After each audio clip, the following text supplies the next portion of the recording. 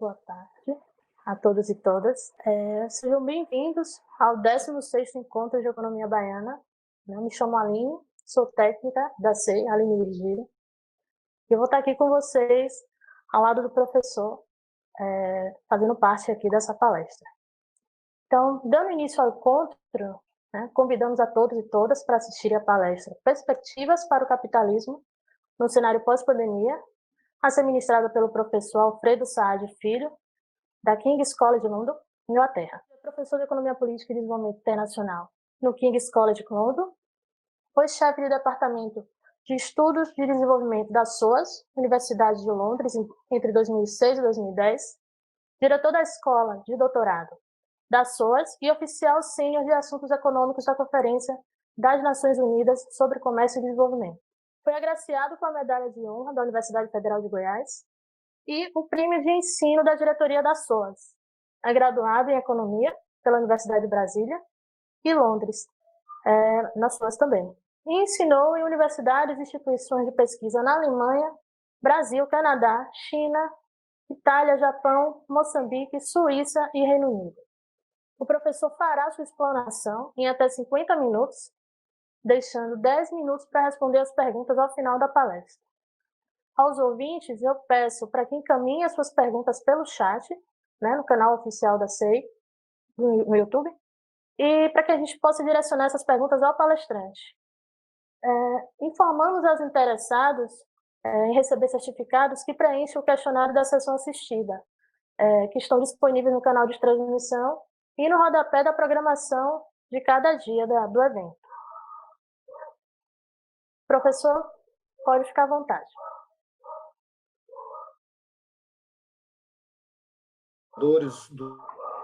Do encontro, obrigado ao professor Paulo Balão, em particular. É um prazer estar participando desse evento na Bahia, um lugar onde eu tenho muitos amigos e eu gosto muito.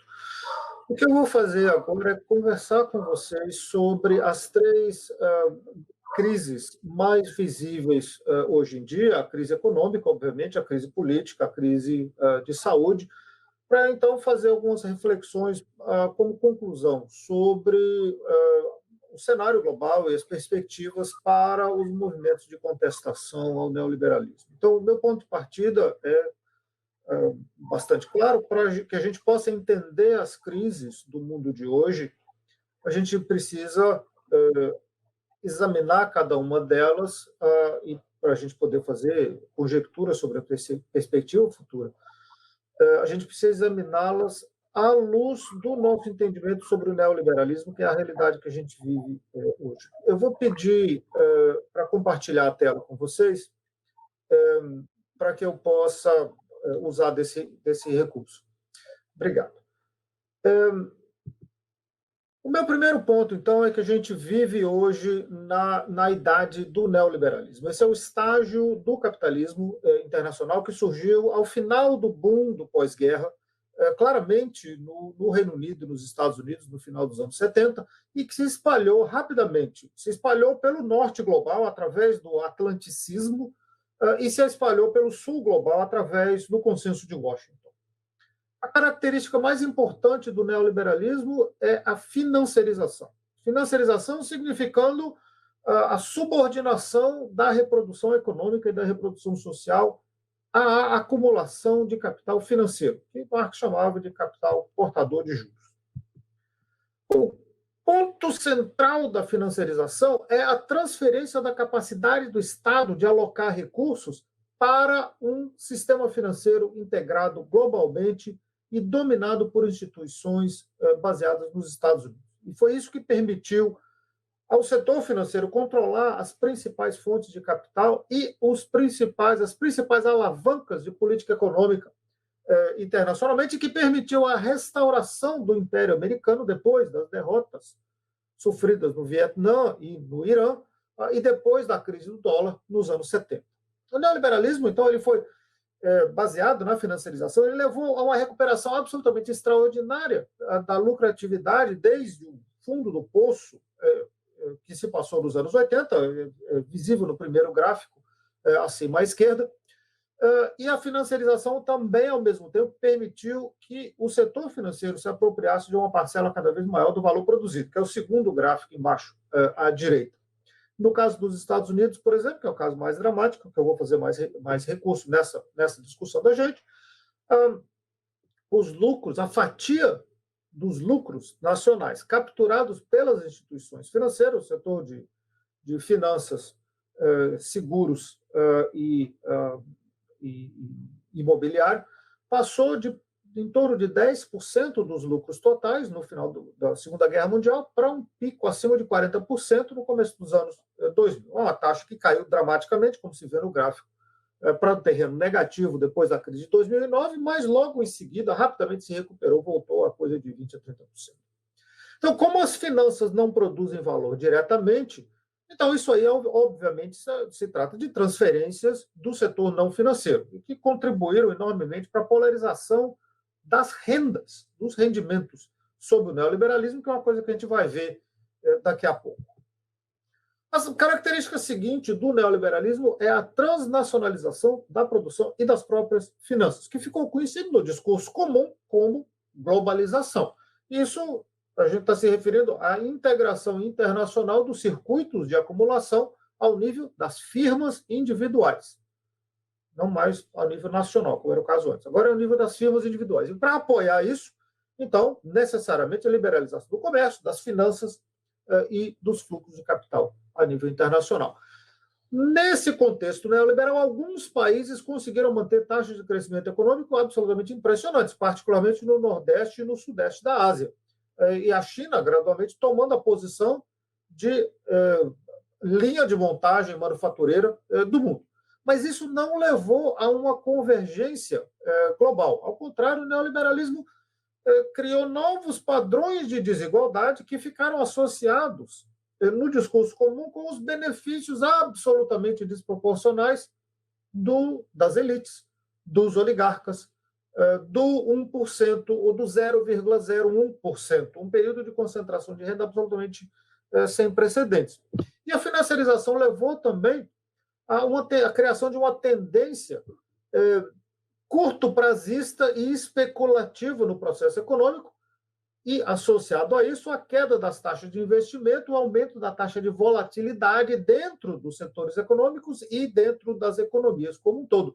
E isso, apesar de condições absolutamente favoráveis para a acumulação, condições que incluíram a vitória do Ocidente na Guerra Fria, o colapso da maior parte dos movimentos e governos nacionalistas no Sul global, a liberalização do comércio, das finanças e dos movimentos de capital, o apoio sem precedentes à acumulação por parte de estados que estavam em situação de concorrência entre eles mesmos, a redução da tributação, das transferências e dos benefícios sociais da maior parte dos países, o declínio das fontes principais de resistência, os partidos políticos de esquerda, os sindicatos, movimentos camponeses, movimentos sociais, etc., e a hegemonia ideológica do neoliberalismo, que se tornou o senso comum da nossa época.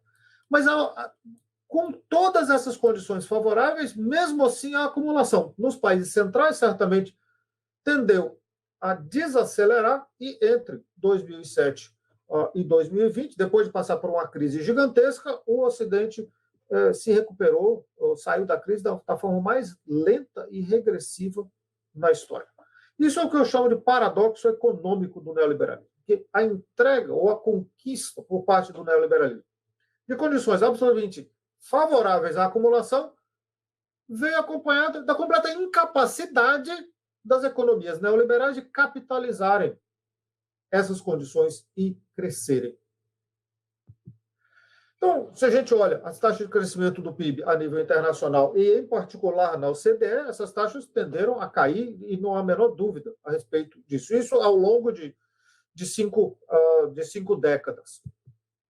E se a gente olha países individuais, obviamente, é a mesma experiência, com situações absolutamente dramáticas de declínio econômico relativo. Historicamente, se a gente olha desse ponto de vista, o neoliberalismo ele passou por 3 períodos. 3 períodos que se dividem, primeiro, pelos meados dos anos 90 e depois pela grande crise financeira global de 2008. O primeiro período é um período de transição, isso historicamente de uma maneira muito agregada. O primeiro período é um período de transição, a fase de choque, com um período no qual os governos promovem a acumulação de capital privado, em geral, sem nenhuma consideração pelas consequências, para fazer o neoliberalismo se tornar um fato estabelecido na realidade. Essa é uma transição que sempre exige a intervenção pesada por parte do Estado para conter os trabalhadores, para destruir politicamente a esquerda, para promover a integração internacional do capital doméstico e das finanças e para colocar em funcionamento a nova estrutura institucional da economia, dessa vez tipicamente neoliberal. Essa é uma fase que, historicamente, ela passa de um continente para outro, mas, historicamente, ela se encerra com a crise no leste asiático, em meados dos anos 90.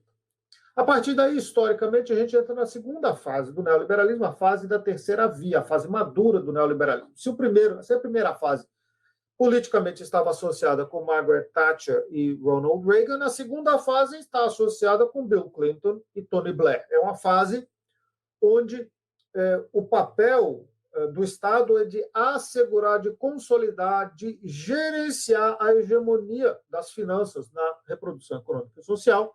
É a fase do Estado gerenciar as novas modalidades de integração internacional. É a fase do Estado rolar novas políticas sociais tipicamente neoliberais para tratar das privações e da pobreza que haviam sido criadas com a transição na fase anterior. É a fase de consolidação da subjetividade neoliberal.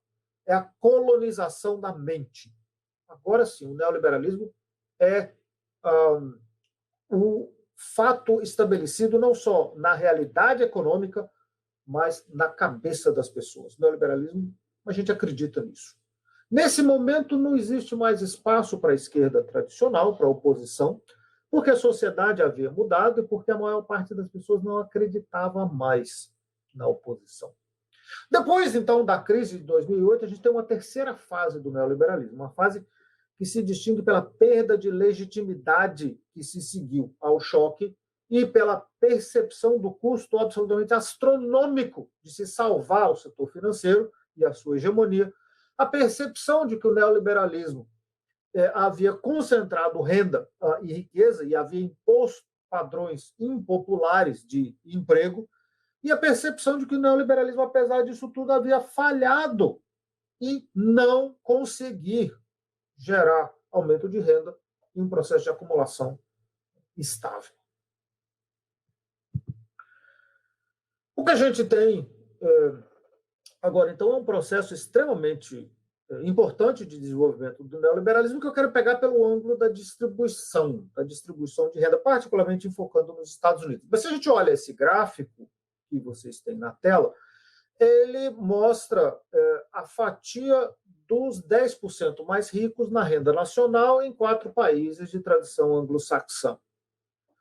E o que a gente tem aqui é o que Thomas Piketty chamou da curva em U, uma concentração de renda muito grande no começo do século XX, que tende a cair, particularmente com a Segunda Guerra Mundial, continua caindo com a consolidação dos estados keynesianos de bem-estar social nos 30 anos gloriosos do pós-Segunda Guerra, e depois, com a entrada do neoliberalismo, na virada dos anos 80, uma concentração de renda crescente mais uma vez. Hoje em dia, a gente já vive a concentração de renda equivalente ao início do século XX. Voltamos um século, cortesia do neoliberalismo. Se a gente olha o caso dos Estados Unidos, que é um caso extremamente interessante, é a maior economia do Ocidente, é um país extremamente influente a nível internacional e que dá o tom da marcha internacional, a queda da fatia dos salários na renda nacional é absolutamente inegável, não se discute isso. Foi uma queda substancial em todos os anos de hegemonia neoliberal naquele país.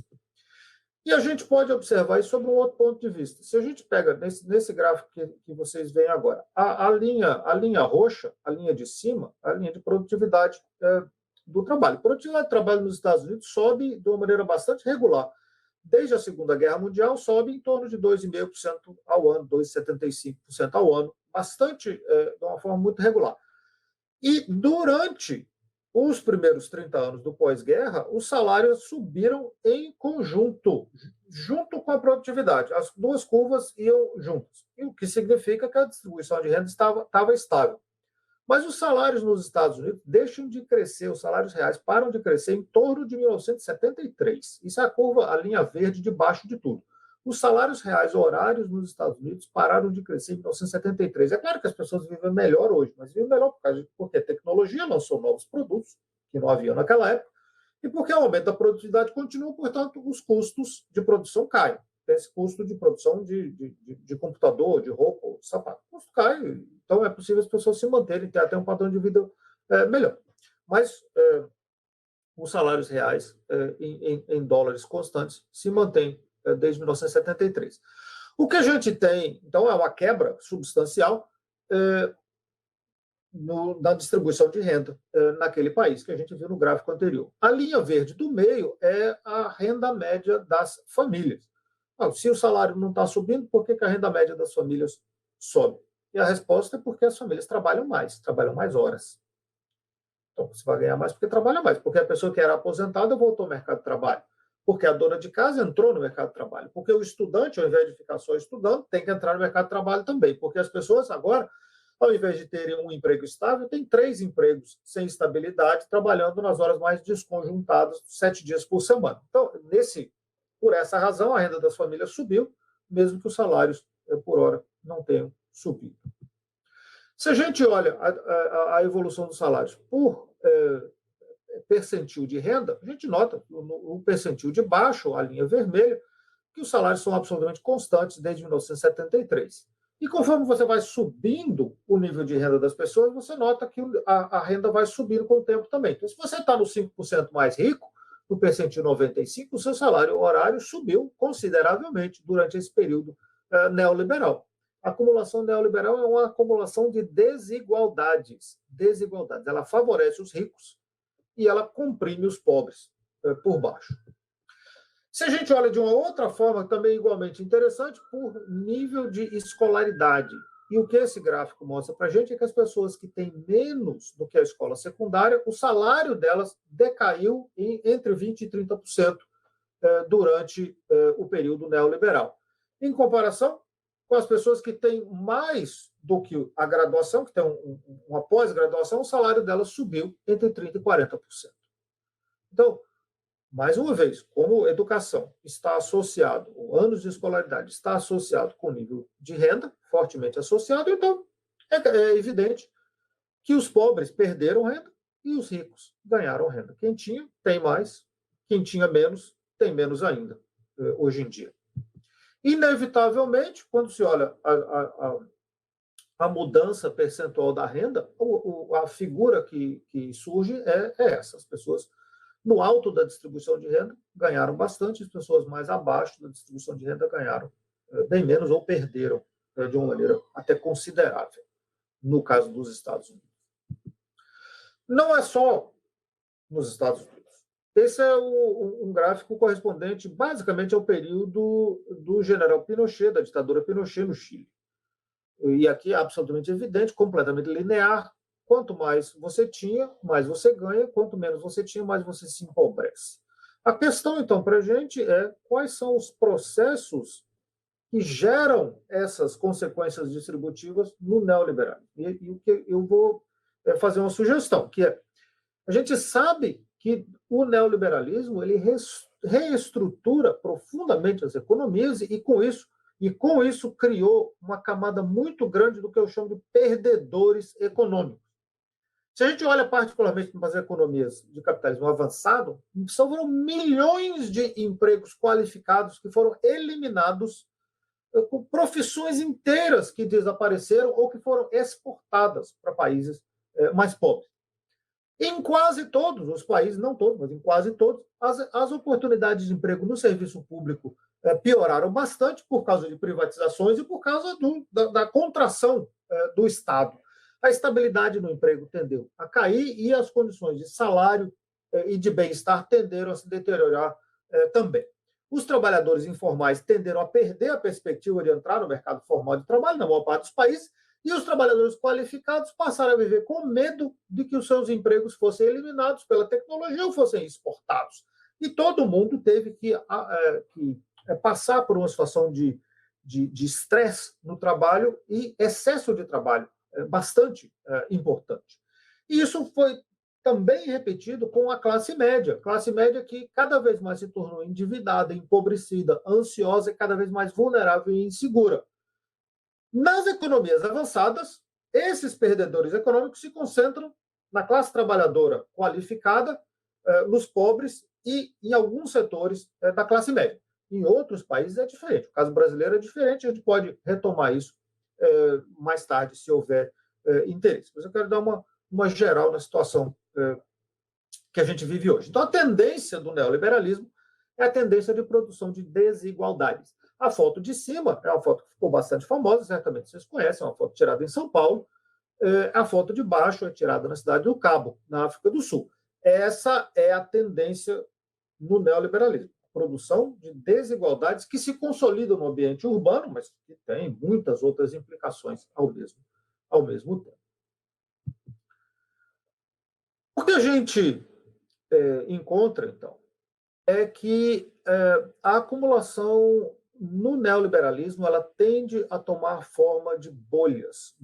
Bolhas que inevitavelmente entram em colapso com consequências destrutivas e que inevitavelmente precisam de um resgate por parte do Estado. Você pode pensar na crise internacional da dívida, na crise das poupanças nos Estados Unidos nos anos 80, a quebra da Bolsa de Valores em 1987, a crise do México em 94, a crise da Ásia em 1996, 97, a crise da Rússia em 98, a crise do Brasil em 99, a crise da Argentina logo em seguida, a crise do .com, etc. Nos Estados Unidos, o Fed, o Banco Central Americano, manteve a taxa de juros baixa, historicamente, e mais baixa ainda depois da crise do .com e mais baixa ainda depois do 11 de setembro. Numa situação de salários estagnados, isso aí levou ao crescimento de uma bolha de consumo muito grande, o crescimento de uma especulação financeira muito grande que levou a inflar uma bolha imobiliária naquele país. O desastre a gente já conhece. E ele ficou marcado, a crise ficou marcada em setembro de 2008 pela falência da Lehman Brothers, que levou, então, ao colapso dos mercados internacionais de crédito, ao colapso dos mercados de ações, à falência, pelo menos técnica, de várias grandes instituições financeiras que, então, passaram a correr para os seus próprios governos pedindo apoio. E conseguiram. E a forma como elas foram resgatadas, e a forma como a crise de 2008 foi contida, foi uma demonstração muito clara da hegemonia do neoliberalismo sobre as políticas públicas. Em essência, como a gente sabe, os bancos centrais cortaram a taxa de juros para zero e criaram quantidades quase ilimitadas de dinheiro para comprar ativos financeiros dos bancos, ativos financeiros que não valiam absolutamente nada. Os bancos centrais deram dinheiro para o setor financeiro.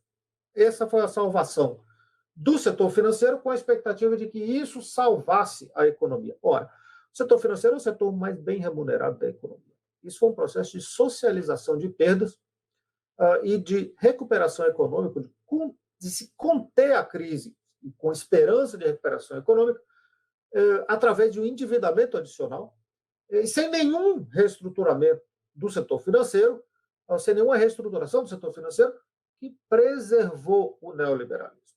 Foi um resgate do próprio neoliberalismo através do resgate do setor financeiro.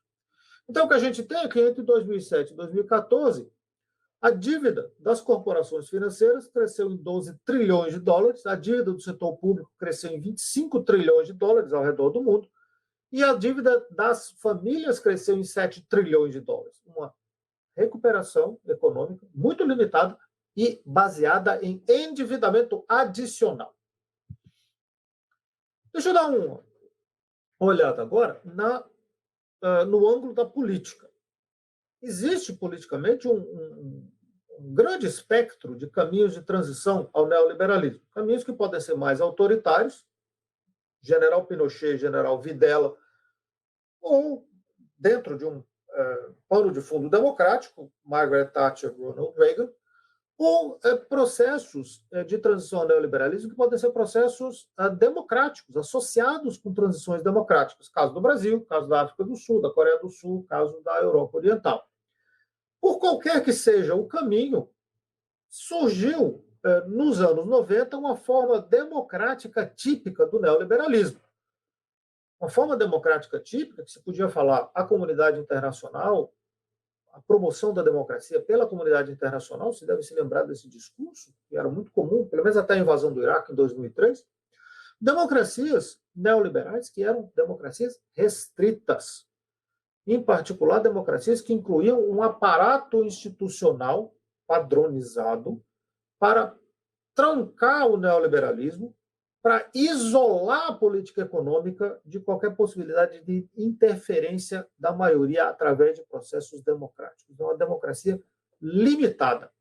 São estruturas institucionais que paralisaram a capacidade de formulação e implementação de política econômica por parte do Estado neoliberal, mesmo ele sendo democrático, que reduziram o espaço de discussão de política econômica, mesmo em Estados democráticos, que reduziram o espaço para a oposição legítima.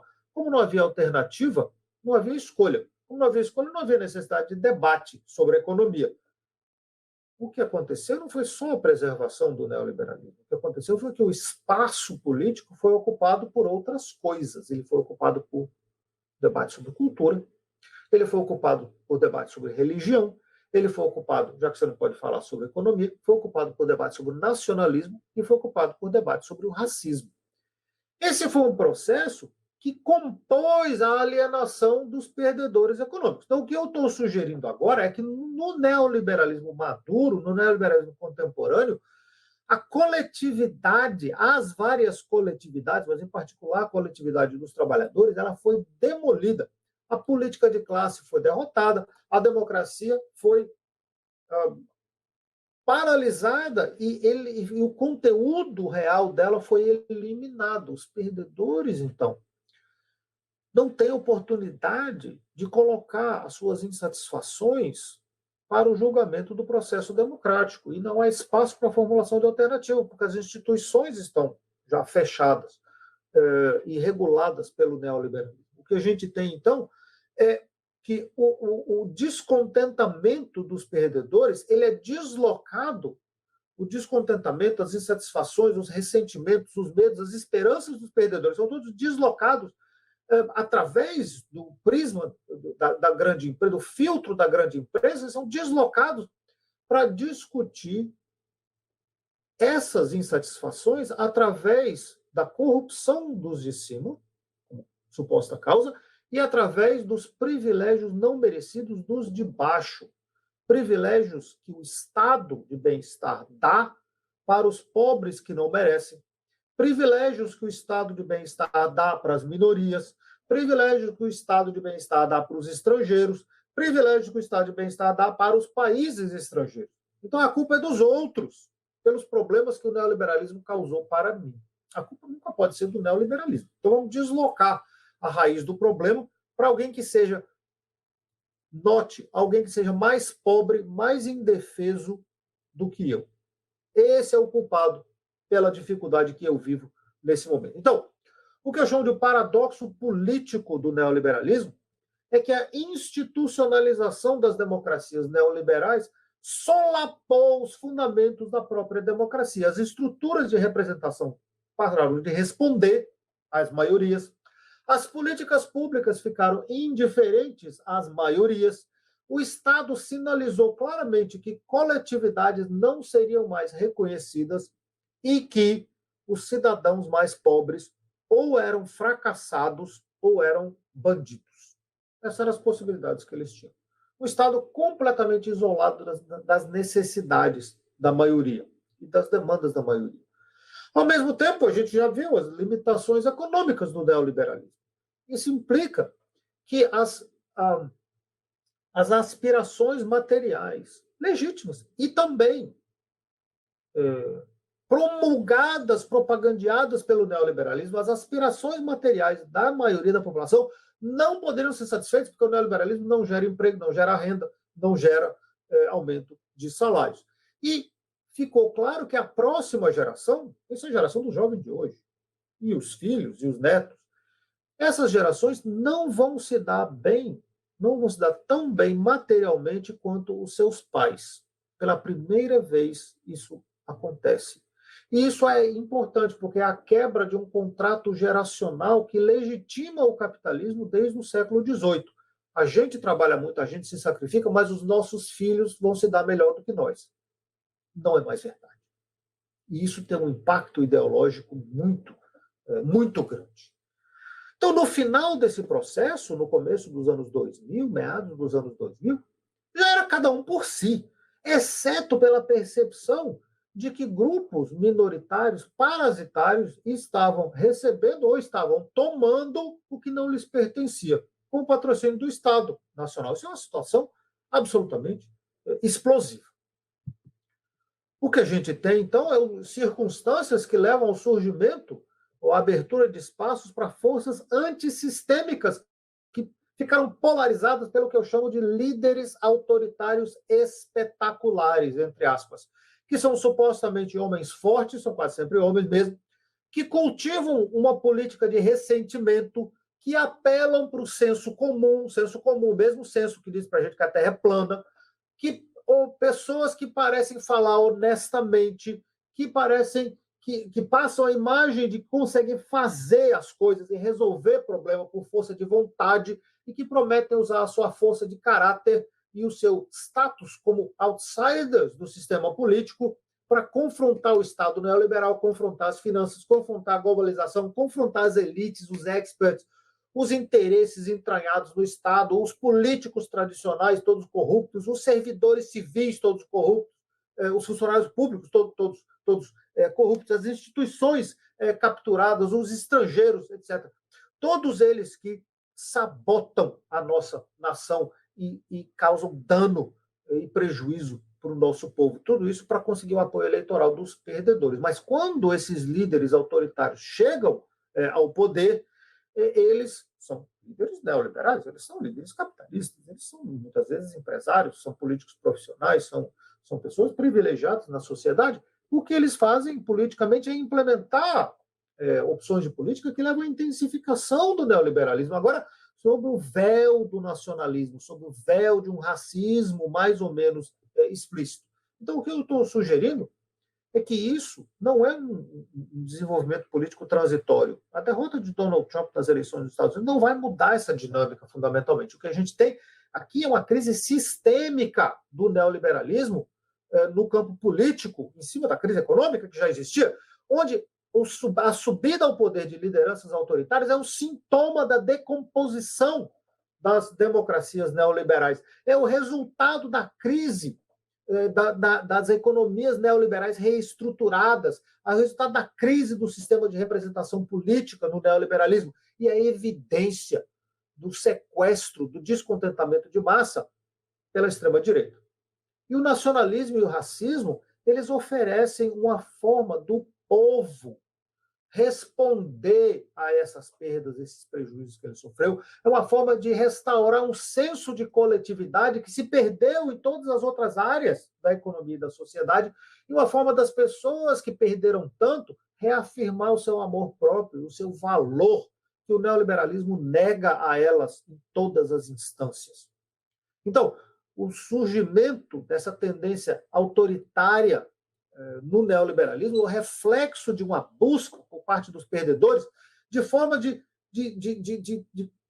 passar por lado, por cortar um sistema político que está evidentemente travado e de obter ganhos para pessoas que se cansaram de perder. Cansaram de perder.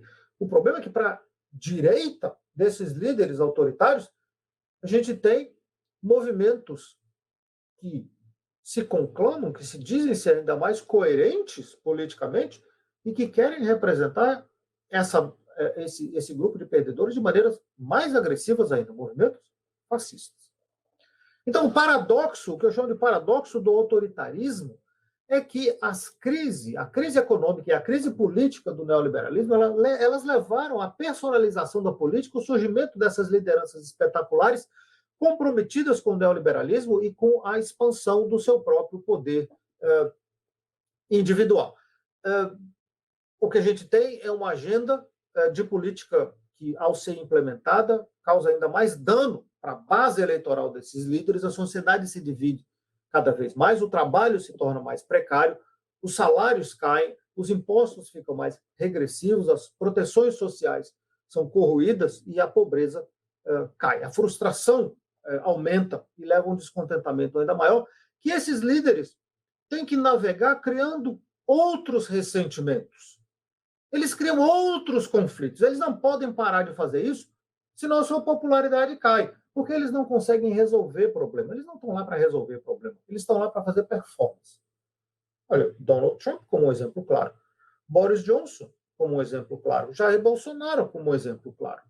Então, a minha sugestão é que o neoliberalismo autoritário ele é intrinsecamente instável e a sua dinâmica própria vai levar a uma proeminência cada vez maior da extrema-direita, talvez sem intenção, talvez com intenção, com o surgimento de novas formas de fascismo nesse processo.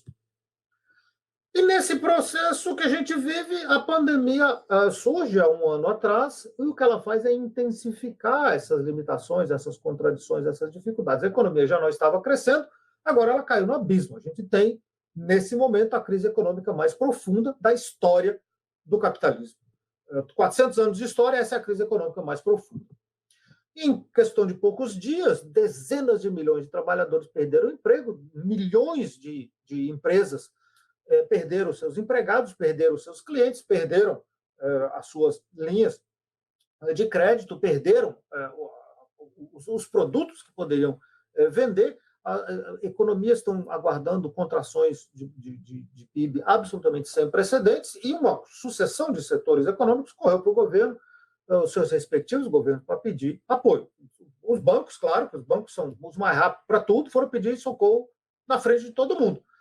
As transportadoras aéreas, os aeroportos, o setor de turismo, as organizações não governamentais de caridade, o setor de entretenimento, as universidades, todo mundo correu pedindo ajuda para não ir à falência, e para não se falar dos empregados e das pessoas supostamente independentes, subcontratados supostamente independentes, que perderam tudo por uma contração econômica que está só começando agora.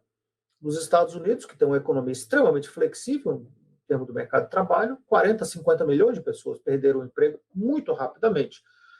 E ao perder o emprego nos Estados Unidos, você perde também o seu seguro-saúde, e o que é uma catástrofe para a pessoa, uma catástrofe para a família da pessoa e uma catástrofe para o setor público, que tem que resgatar essas pessoas também. E depois dessa primeira onda de desemprego, veio uma segunda onda, onde quem perdeu o emprego foram os gerentes, foram os assistentes, foram os secretários, porque não havia mais trabalho na própria empresa, não tinha quem supervisar, não havia produção.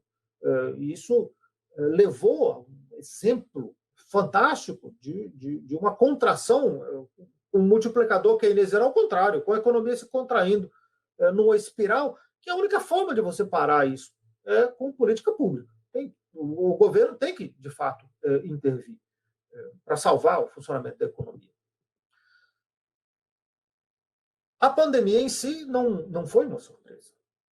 Ela pode parecer uma surpresa, mas não foi. Por várias décadas, planejadores civis e militares haviam considerado toda uma variedade de cenários, particularmente depois da epidemia de gripe de 1957, 58, depois de 68, 69, mais recentemente com o vírus da SARS, com o MERS, com o Nipah, com o Ebola, com uma série de novas doenças que surgiram recentemente, a possibilidade do surgimento de um tipo de vírus ligado à gripe nos mercados de animais no sul da China é uma possibilidade que é conhecidíssima, há décadas se fala nisso, Então, não é um problema de falta de planejamento, a crise da pandemia que a gente vive agora. Isso foi um problema de escolha de política. Foi um problema de se ter desmontado as capacidades do Estado, um problema de falta de capacidade de implementação, uma incapacidade absoluta de se perceber, no Ocidente em particular, de se perceber o tamanho da ameaça, o tamanho do problema. Quando a crise surge na China, e a pandemia surge na China, houveram várias semanas de preparação possível nos outros países. Alguns países deram exemplo de como se preparar bem, particularmente países vizinhos à China, paradoxalmente. Os primeiros a serem atingidos: Singapura, Coreia do Sul, Taiwan, Vietnã, um país que tem uma renda per capita 3 vezes menor do que o Brasil, que teve praticamente nenhuma morte. Um país que está ali do lado da China, tem uma fronteira de 1.000 quilômetros terrestre com a China, mas que conseguiu se precaver. O estado de Kerala na Índia, o Laos, países muito mais pobres que conseguiram conter a pandemia. A pandemia é uma escolha de política. É o resultado de uma política pública também. Nesse meio tempo, o Ocidente se tropeçou, se confundiu todo. Um problema que não era possível se resolver com boicote, com sanção, um problema que não se podia resolver bombardeando ninguém. Os governos dos países mais ricos do Ocidente foram absolutamente incompetentes para tratar da questão da pandemia, para preparar as suas populações e para tomar qualquer medida útil no tempo que havia disponível. O resultado foram centenas de milhares de perdas que eram desnecessários, não tinha que acontecer. A implosão das economias mundiais, centradas particularmente nos países avançados do Ocidente, foi completamente sem precedentes, como eu tinha mencionado. A economia internacional já estava fraca.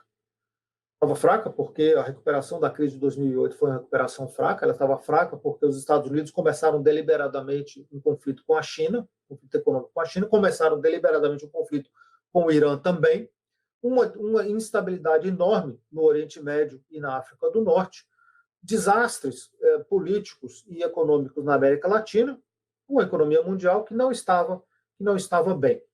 E a pandemia chega depois de várias décadas de neoliberalismo tendo solapado as capacidades políticas do Estado, tendo construído estruturas financeiras muito frágeis que precisam de apoio do Estado recentemente ou continuamente. E isso foi um problema grave, que levou a uma fragilidade do sistema de saúde, também bastante importantes.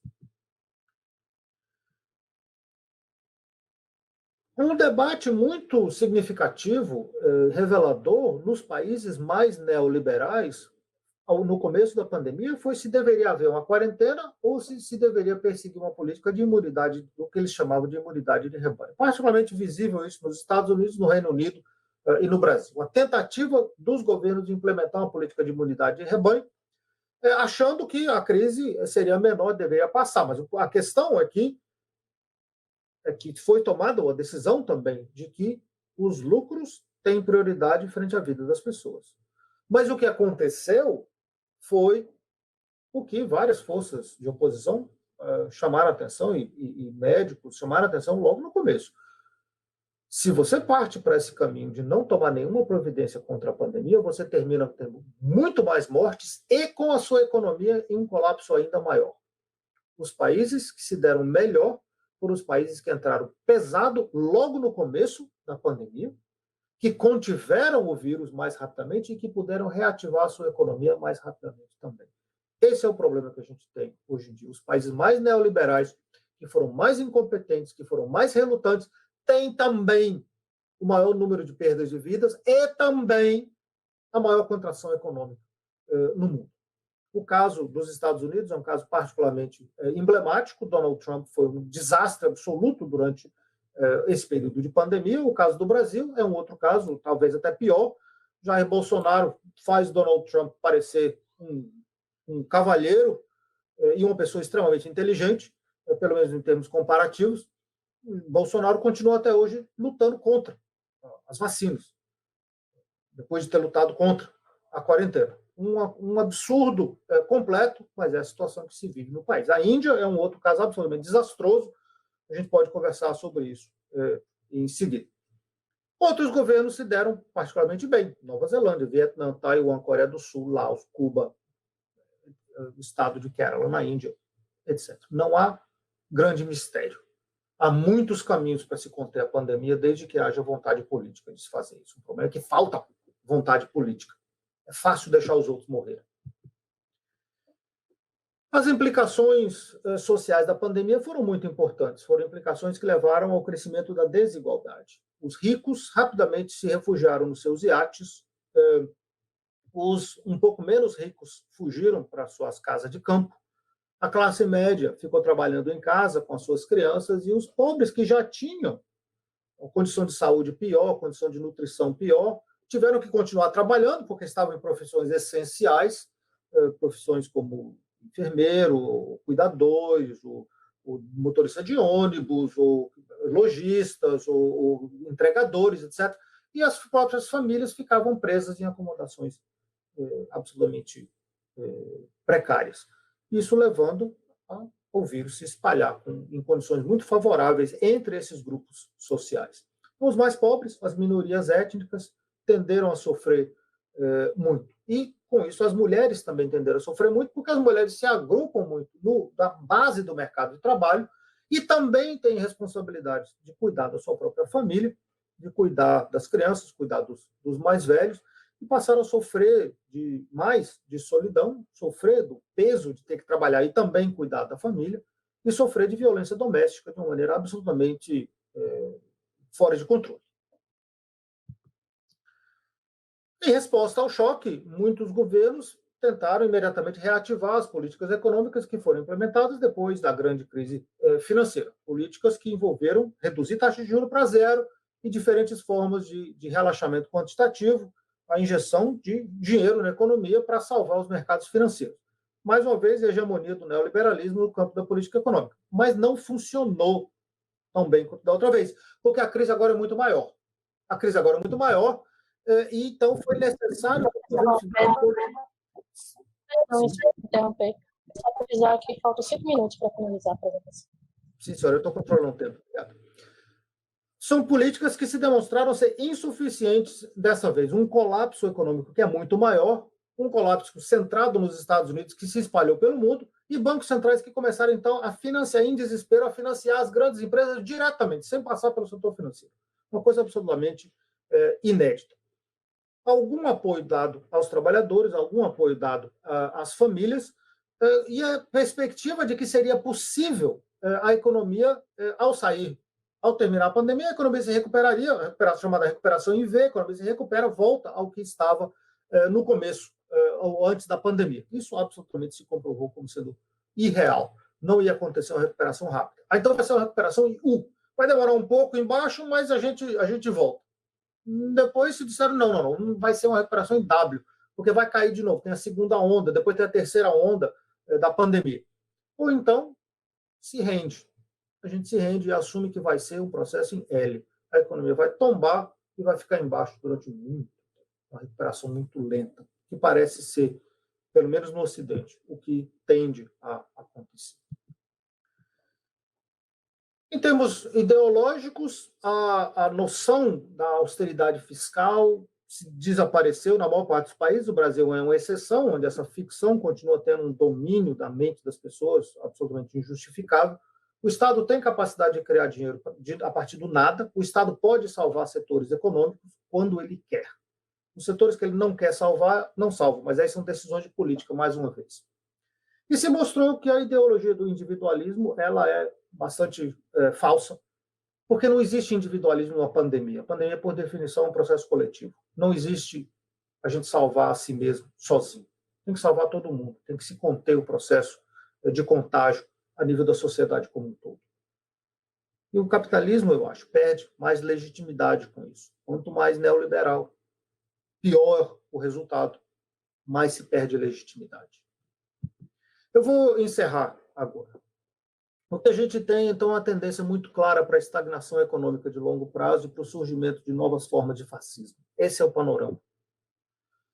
E a contratendência de ressurgimento de forças de oposição e de forças de esquerda, em particular. Nesse contexto, a minha sugestão é que o foco da resistência deve ser em torno daqueles conceitos que definem a esquerda. Preocupação com a igualdade, preocupação com a coletividade, preocupação com a democracia econômica, com a democracia política. Isso é um problema de se desenvolver práticas políticas para se enfrentar o fascismo, práticas políticas para se enfrentar a catástrofe econômica. E eu nem falei sobre a catástrofe ambiental, que a gente pode discutir depois. Práticas políticas que ajudem a gente a reverter a fragmentação nos locais de trabalho, reverter a fragmentação através de locais de trabalho, entre os países, dentro das nossas comunidades, através das comunidades.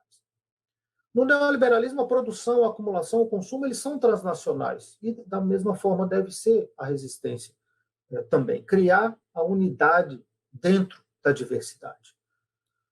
No curto prazo, a gente pode levantar a questão de que o discurso neoliberal nos disse que havia uma contradição entre economia e saúde, que a gente tinha que escolher entre a economia e a saúde.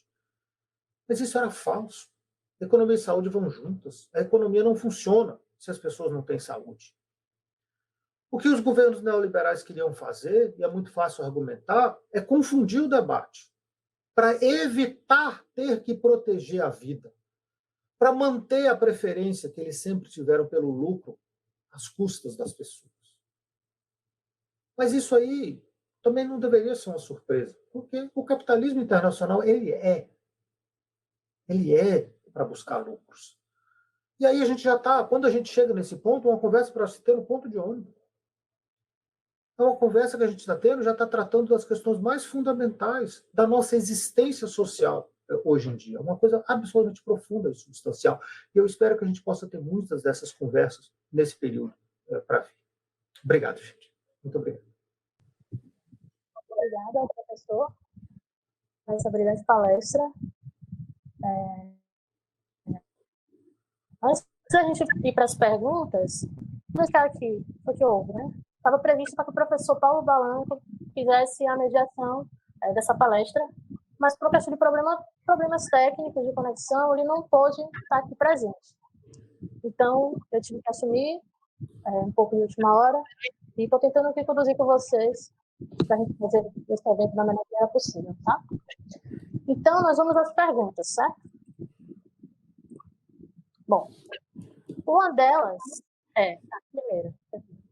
Em que medida a pandemia pode apresentar elementos tanto de oportunidade de criar alternativas, quanto, por outro lado, de reforço da tendência desse sistema de nação neoliberal? A segunda pergunta é a seguinte: a pandemia e a derrota de Trump abre espaço para a esquerda no mundo, ou teremos uma outra década dominada pela direita? Por uma questão de aperto de tempo, a gente restringiu essas duas perguntas. O professor tem 10 minutos para respondê-las.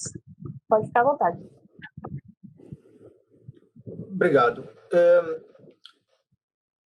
É muito difícil a gente prever os próximos meses, quanto mais os próximos anos. Eu acho que existe um risco muito grande de continuidade da degeneração econômica. O neoliberalismo internacional ele não tem dinâmica econômica, ele não tem motor para o crescimento econômico, ele não tem como gerar produto e renda. É evidente isso no caso do Brasil, mas isso é evidente no Ocidente como um todo. Como o neoliberalismo não tem capacidade de dinamizar a economia, e estou deixando de lado a questão ambiental, espero poder retomar daqui a um instante. Como o neoliberalismo não tem capacidade de geração de renda e produto, ele não tem capacidade de resolver os problemas sociais que a gente mencionou antes. Ele não tem capacidade de incorporar as pessoas numa economia próspera. Ele não tem capacidade de resolver satisfações materiais. Isso desestabiliza o sistema político. E quando você faz a opção de salvar o setor financeiro a um custo astronômico e pagar por isso, fazendo cortes no setor social e no estado de bem-estar, então você só vai poder implementar essa política por mecanismos autoritários. Você tem uma dinâmica, uma espiral de radicalização política que tende a favorecer a extrema-direita, que tende a favorecer a consolidação de governos autoritários de direita, que precisa ser resistida. Nós não estamos nos anos 20 do século passado, não estamos nos anos 30. Essa é uma nova forma de fascismo associada com a globalização da produção, associada com a financiarização das economias, que não era o caso naquela época, mas é o caso hoje em dia. Então, no meu entender, a tendência é esse tipo de degeneração, sim. E a contratendência é a gente conseguir, enquanto pessoas que se opõem a esse tipo de dinâmica, a gente conseguir convencer a maioria das pessoas, da população, de que o fascismo é uma ameaça real, ele está solto no mundo de hoje, ele precisa ser contido e, para se poder fazer isso, é preciso também, ao mesmo tempo, se modificar a economia na qual a gente vive. E, ao fazer isso, a gente pode conseguir trazer de volta prosperidade econômica, incorporação das pessoas no mercado de trabalho, criação de renda, criação de riqueza e um padrão de consumo melhor. A dificuldade desse discurso que eu estou sugerindo aqui, primeiro se trata tem duas dificuldades. A primeira dificuldade é a hegemonia do pensamento neoliberal. As pessoas não acreditarem mais em soluções coletivas para os problemas da coletividade. Acharem que a solução tem que ser individual mesmo, e nesse sentido, quanto mais brutalidade houver a nível de política de Estado, melhor, porque eu já sou privilegiada, eu vou escapar bem dessa situação. Isso é absolutamente destrutivo. O outro limite que a gente tem, primeiro a gente tem que enfrentar na base do diálogo, né, na disputa política. O outro limite que a gente tem é o problema da catástrofe climática e ambiental. Nós temos um tempo muito limitado para resolver esses problemas. Isso pode jogar de duas formas. Mais uma vez, a tendência dominante é da catástrofe. E eu vou dar só um exemplo. Eu estava conversando outro dia com uma pessoa que participou da redação do último relatório do IPCC. E o que ela me apresentou é uma coisa que eu não sabia. E disse, olha, tem dois países do mundo em particular que, ao final desse século agora, final desse século, é a vida dos nossos filhos. Talvez a vida dos nossos netos. Então, certamente a vida dos nossos netos, provavelmente a vida dos nossos filhos. Ao final desse século agora, dois países grandes do mundo em particular vão ficar inabitáveis. Inabitáveis. Um é a Índia, com a combinação de calor maior com umidade. O corpo humano não suporta bem. Suporta até calor, dá para viver no deserto. Mas calor com umidade é muito mais difícil de suportar. O outro país é o Brasil. Um debate que, ao que eu saiba, não existe no Brasil com a premência que ele deveria ter. Então, o tempo é muito limitado para que a gente possa ativar essa resistência. Agora, isso pode jogar de duas formas. Um é que não tem jeito mesmo. O mundo vai entrar num colapso da própria civilização. Ou então as pessoas, dada a urgência do problema climático, vão se conscientizar mais rapidamente ainda, vão se dispor a implementar soluções mais radicais. Eu espero que seja essa segunda. Eu espero que seja a via da resistência, a via da alternativa, a via do bom senso, a via da vida. Mas é uma coisa que a gente vai ter que ver na prática, se é possível levantar essas forças de resistência. Uma questão que acadêmicos não resolvem isso. A gente é cientista social, a gente pode analisar, a gente pode falar, a gente pode propor, mas a gente não tem mais influência política do que ninguém. Cada pessoa tem que fazer a sua própria decisão, em termos do que ela acha que é melhor para o futuro dela mesma, para o futuro da civilização que a gente vive. Obrigado. Bom, muito obrigada. Obrigado pela palestra, foi maravilhosa, foi assim, parabéns. Né? Eu quero aqui deixar um aviso para o pessoal que está assistindo, né? Agradecer a eles também pela presença e avisar que a seguir assistiremos uma mesa redonda sobre desenvolvimento econômico brasileiro, desigualdade, políticas sociais e distribuição de renda, com a participação do professor Pedro Rossi, da Universidade de Economia, da Universidade de Economia, perdão, gente, do Instituto de Economia da Universidade Estadual de Campinas, e o professor Wallace Moreira Lima, né, do Programa de Pós-Graduação em Economia na Universidade Federal da Bahia. Então é isso, gente. Muito obrigada, boa tarde, continue conectados aqui com a gente. Obrigado, Aline, obrigado a todos.